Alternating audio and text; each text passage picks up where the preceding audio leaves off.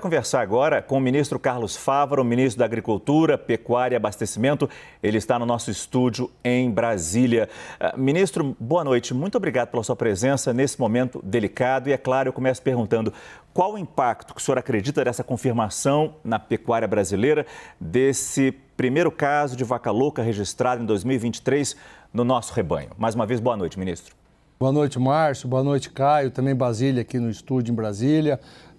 Claro que é um impacto ruim, nós não gostaríamos de estar anunciando isso, mas o procedimento é total transparência, total respeito aos protocolos e estamos fazendo isso com muita determinação, avisando o mercado. Tive logo na confirmação, a primeira pessoa que eu comuniquei foi o presidente Lula, que fez uma recomendação explícita. Fávaro, total empenho para resolver o problema e total transparência aos nossos fornecedores e à população brasileira. Nossa analista de política, Basília Rodrigues, também participa desta entrevista. Basília, por favor, boa noite. Oi, obrigada, Márcio. Ministro, obrigada por essa entrevista exclusiva. Já saiu da reunião com o presidente Lula, veio para cá para conversar conosco na CNN Brasil, passar esses esclarecimentos. É super importante para o nosso trabalho jornalístico, mas especialmente para as pessoas que estão acompanhando o Prime Time de casa. Eu gostaria que o senhor falasse, então, desse trabalho de esclarecimento sobre posso ir amanhã no mercado comprar carne ou não, já que a China, por esse protocolo sanitário, está tendo as exportações do produto suspensas por um tempo. Será que para o brasileiro essa carne é de pronto alimento ou não? Tem que esperar um tempo também? Basília, é muito importante esse esclarecimento. Primeiro, que a suspensão que o Brasil tem protocolarmente que fazer para as exportações à China é meramente formalidade. Eu posso garantir, primeiro, à população brasileira que não se preocupe com relação ao consumo de carne bovina. De hipótese alguma, algum risco pode estar. Porque também nós já sabemos a origem do caso, aonde se instalou, é numa pequena propriedade no município de Marabá, no Pará, que tem uma criação de 60 animais, que nenhum outro animal deste rebanho foi abatido e levado ao mercado. A forma de trato, por exemplo, é um animal criado a pasto, que não tem risco de contaminação via ração. Então, assim, com muita tranquilidade, a população pode continuar consumindo com segurança. O Brasil está cumprindo formalidades protocolares com a China e com os outros países que nós somos fornecedores, com total transparência, determinação a rapidamente prestar as informações, fazendo as análises complementares agora para saber a tipificação, se é clássica ou atípica, e muito provavelmente que a experiência dos nossos técnicos será atípica e com isso rapidamente nós podemos prestar informações ao mercado internacional e levantar essa suspensão e voltar à vida normal. Mas, ministro, só para ficar muito claro, a gente não sabe ainda se é atípica ou clássica esse caso registrado no Pará? Não há certeza ainda? Não, porque o Brasil ainda não tem a capacidade técnica de finalizar esse processo. Até o final de dezembro de 2023, os nossos laboratórios aqui no estado de Pernambuco vai ter condição de afirmar a tipologia, né, tipificação do EEB, que é a vaca louca. Mas, imediatamente, com a confirmação de que EEB, feito nesse laboratório brasileiro, nós já estamos enviando a amostra para um laboratório de defesa agropecuária cadastrado na Organização Mundial de Saúde Animal, que é em Alberta, no Canadá. Assim que chegar lá a amostra, deve ser 1 ou 2 dias, ela está dentro dos padrões, tudo conforme prevê os protocolos. 1 ou 2 dias chega a amostra lá, 2 ou 3 dias a gente vai estar trabalhando diplomaticamente para que seja o mais rápido possível analisado e aí sai a edificação e aí nós vamos dar então informação ao mercado e para que nós possamos daí dar prosseguimento, levantar a suspensão das exportações e voltar à vida normal. Mas, ministro, desculpe interromper o senhor, mas é porque a Agência de Defesa Agropecuária do Estado do Pará diz que já tem esse laudo do laboratório do Canadá. já tem essa informação de que é um caso de vaca louca atípica, mas para confirmar essa situação de isolamento e controle, essas amostras foram enviadas para o laboratório do Canadá. Mas a Agência de Defesa Agropecuária do Pará informa que é um caso atípico.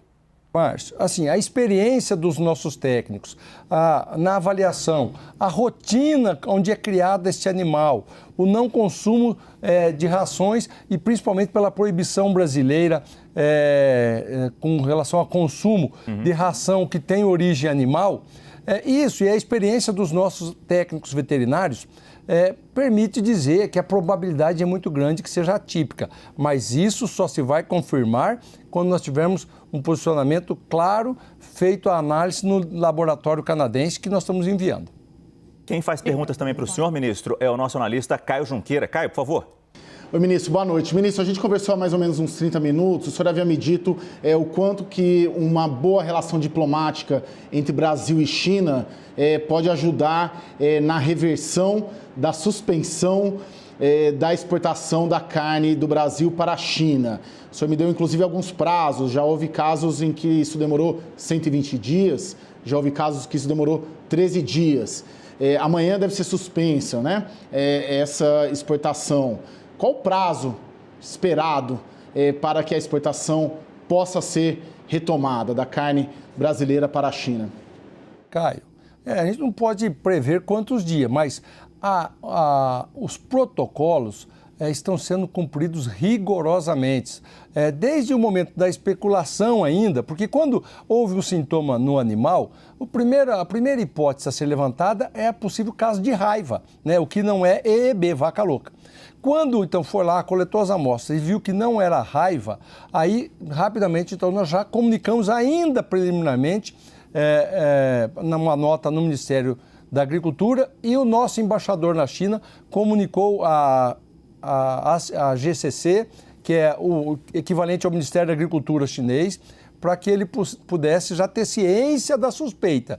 E hoje já rapidamente ficou comprovado que é EEB, né? Falta a tipologia, nós vamos cumprir o protocolo. O Brasil levanta a exportação, o Brasil suspende as certificações e levanta a exportação até que esteja o caso totalmente esclarecido. Essa é a prova de transparência, de credibilidade, de boa diplomacia. O presidente Lula já está ao par do caso, se colocou à disposição para interagir também, prestando todas as informações, a parte técnica vai fazer, eu vou fazer também. Para quê? A partir daí, com as informações todas de segurança para os consumidores, nós possamos, então, o mais rápido possível. Talvez antes de que possa o mercado esperar, a gente consiga levantar essa suspensão. Quero crer, aí é uma convicção minha ainda, que antes da visita do presidente Lula à China no final do mês de março, que ainda está para ser confirmada, nós tenhamos esse caso solucionado. Basília Rodrigues tem mais uma pergunta. Ministro, Basília, por favor. Oi, ministro. Olha, em 2021, os senhores já haviam identificado essa doença em outros animais bovinos, Mato Grosso, Minas Gerais, e agora, novamente, aparentemente, um caso isolado que ainda está sendo objeto de investigação. O que provoca essa doença? Se o senhor puder esclarecer isso para todos nós, jornalistas, população, que a gente lê, ouve especialistas, mas quer saber o que provoca a doença a ponto dela voltar, né? Ainda que seja um caso isolado. Não seria uma falha nos aspectos de inspeção sanitária? Não, Basília, não é nenhum tipo de falha. Na realidade, eu vou fazer aqui uma analogia muito simples para que as pessoas possam entender. É um processo degenerativo cerebral, né? Na medida que os animais vão envelhecendo. Isso também acontece com o ser humano. Você veja, uma analogia é uma pessoa mais idosa que possa ter Alzheimer, por exemplo. É um processo degenerativo do cérebro. Isso também acontece nos animais. No caso, essa doença não é transmissível e é muito propício que esse animal que já foi abatido e está sendo causa, e os outros também que aconteceram, por exemplo, um animal já relativamente idoso, 9 anos de idade. Por isso, não há preocupação, porque a outra forma, a clássica, aí sim, é de quando um animal consome restos animais na ração de outro animal contaminado. Isso pode contaminar todo um rebanho, um confinamento, e isso vai para o frigorífico e contamina depois, no caso, o consumo humano. Não é o caso. O Brasil, primeiro, que é proibido restos de animais compor a ração animal. Este caso também, o animal não estava em confinamento, comendo a pasto. Então, veja bem, é muita segurança à população, com transparência, dizer, é um processo degenerativo do cérebro do animal que acontece com qualquer ser humano também e é natural acontecer, e nós vamos dar toda a atenção, esclarecimento, respeito ao cidadão para que nós tenhamos qualquer dúvida e vamos dar segurança ao mercado. O nome da doença científica é a encefalopatia espongiforme bovina. A gente sabe que os primeiros casos foram lá na Inglaterra, anos 80, anos 90, assustaram o mundo. E agora, nesse momento, a análise desse caso, se é uma forma atípica ou clássica da doença. Mas nós já vimos hoje, Fernando Nakagawa, nosso analista de economia, trouxe os números do mercado financeiro mostrando as ações de frigoríficos brasileiros despencando na Bolsa Brasileira. O senhor teme que isso continue pelos próximos dias, essa visão negativa nas ações dos frigoríficos por causa desse caso isolado e, ao que tudo indica, como nos conta a Secretaria de Agricultura do Pará, um caso isolado e atípico nesse rebanho no interior do Pará? Márcio, eu acredito que o mercado se antecipa e precifica o problema. Quando nós já fizemos uma nota, ainda no período do Carnaval, que tinha a suspeita, na abertura dos mercados, houve então uma acomodação de preços, temendo, né, essa reação no mercado da confirmação que veio a acontecer agora à tarde.